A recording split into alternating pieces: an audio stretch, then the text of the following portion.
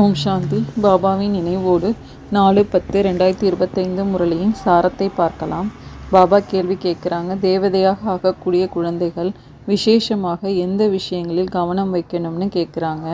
பதில், ஒரு பொழுதும் எந்த விஷயத்திலும் கோபப்படக்கூடாது, முகத்தை பிணம் போல ஆக்கக்கூடாது, யாருக்குமே துக்கம் கொடுக்கக்கூடாது.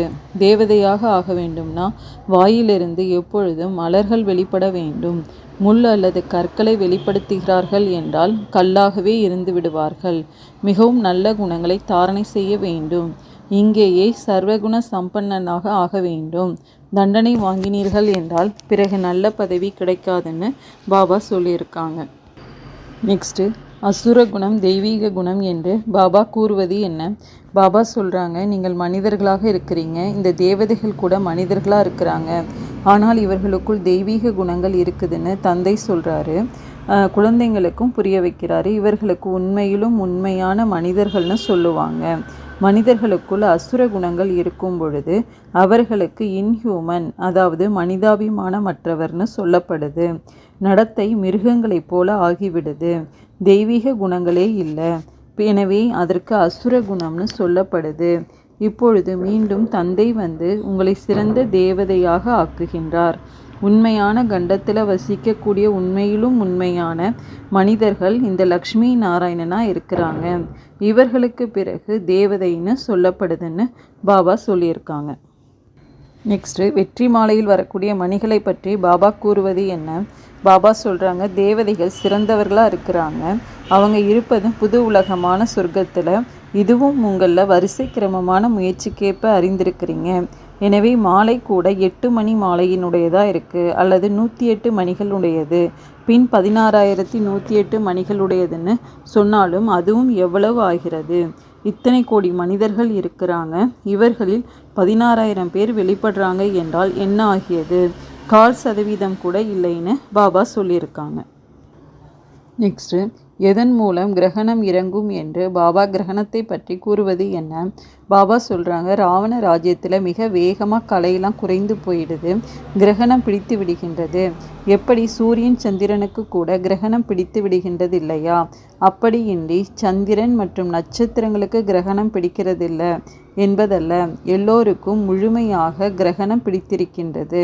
நினைவின் மூலமாக தான் கிரகணம் இறங்கும் என்று தந்தை இப்பொழுது சொல்லியிருக்கிறாங்க. நெக்ஸ்ட்டு, இந்த மனித சிருஷ்டி எவ்வாறு விருத்தி அடைகின்றது என்று பாபா கூறுவது என்ன? பாபா சொல்கிறாங்க, சத்யுகத்தில் அதே தேவதைகள் வருவாங்க.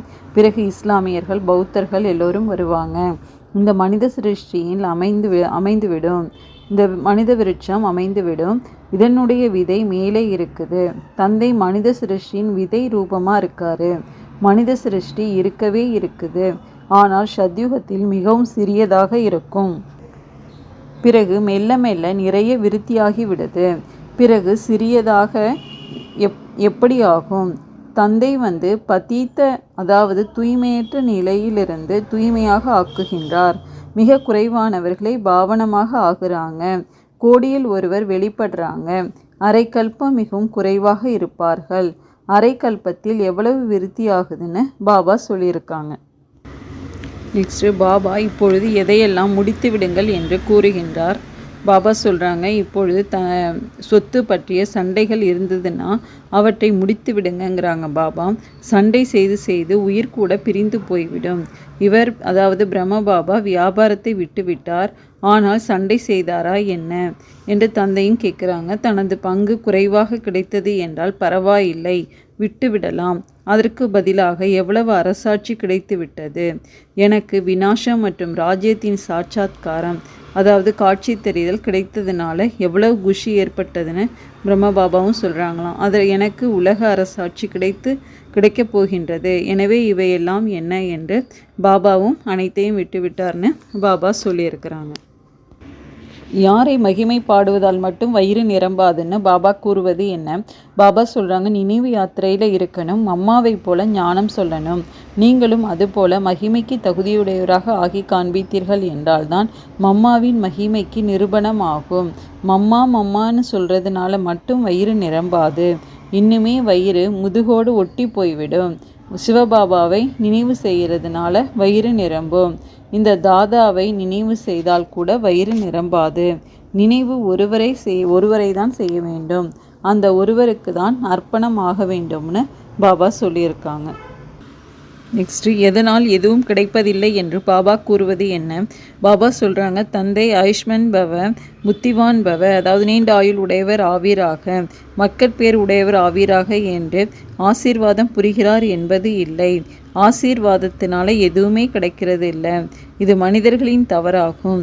சந்நியாசிகள் கூட ஆசீர்வாதம் அளிக்க முடியாது. இன்று ஆசீர்வாதம் கொடுப்பார்கள், நாளைக்கே அவர்கள் இறந்து விடுவார்கள்னு பாபா சொல்லியிருக்கிறாங்க. நெக்ஸ்ட், எதை நினைப்பதினால் தேக அபிமானம் வந்து விடுகின்றது என்று பாபா கூறுவது என்ன? பாபா சொல்கிறாங்க, நாம் சிவபாபாவிற்கு கொடுக்கிறோம் என்று ஒரு பொழுதும் கூறக்கூடாது. இல்லை, நாம் சிவபாபாவிடமிருந்து கோடி பெற்றோம், கொடுக்கவில்லை.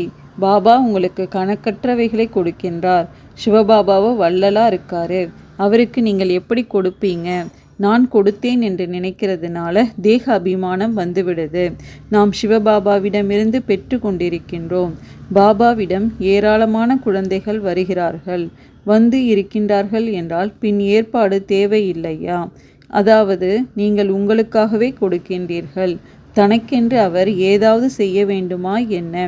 ராஜதானி கூட உங்களுக்கு தான் கொடுக்கின்றார்னு பாபா சொல்லியிருக்கிறாங்க. யாருக்கு கூட திருவிழா நடக்கின்றது என்று பாபா கூறுவது என்ன? பாபா சொல்கிறாங்க, சண்டிகா தேவிக்கு கூட திருவிழா நடக்குது. யார் தந்தையின் வழிபடி நடக்கிறதில்லையோ அவருக்கு சண்டிகான்னு சொல்லுவாங்க.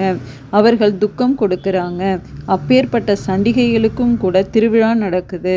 மனிதர்கள் அஞ்ஞானியாக இருக்கிறாங்க. பொருள் புரிந்திருக்கிறார்களா என்ன? யாரிடமும் பலம் இல்லை. அவர்களோ உள்ளுக்குள் காலியாக இருக்கிறாங்க. நீங்கள் பாபாவை நல்ல முறையில் நினைவு செய்கிறீங்க, தந்தை மூலமாக உங்களுக்கு பலம் கிடைக்குதுன்னு பாபா சொல்லியிருக்காங்க. நெக்ஸ்ட், நாம் எதற்கு தைரியம் கொள்ள வேண்டும் என்று பாபா கூறுவது என்ன? பாபா சொல்கிறாங்க, நமது வாயை நாமவே திறக்க முடியும். உள்ளுக்குள்ளே என்ன நடக்குதோ அது வெளியில் கூட வர வேண்டும். நீங்கள் ஊமை ஒன்றும் இல்லைதானே? வீட்டில் அடித்து கொள்வதற்கு வாய் திறக்கின்றது, ஞானம் கூறுவதற்கு திறப்பதில்லையா என்ன? படங்கள் எல்லோருக்கும் கிடைக்கக்கூடும். நமது வீட்டிற்கு நன்மை செய்ய வேண்டும் என்ற தைரியம் கொள்ளணும். உங்களது அறையை படங்களால் அலங்கரித்து விட்டீர்கள் என்றால் நீங்கள் மும்முரமாக இருப்பீர்கள். இது உங்களுடைய நூலகம் போலாகிவிடும். மற்றவர்களுக்கு நன்மை செய்வதற்காக படங்கள் ஆகியவற்றை மாட்டி வைக்க வேண்டும். யார் வந்தாலும் அவர்களுக்கு புரிய வைக்க வேண்டும்னு பாபா சொல்கிறாங்க. அச்சா, ஓம் சாந்தி.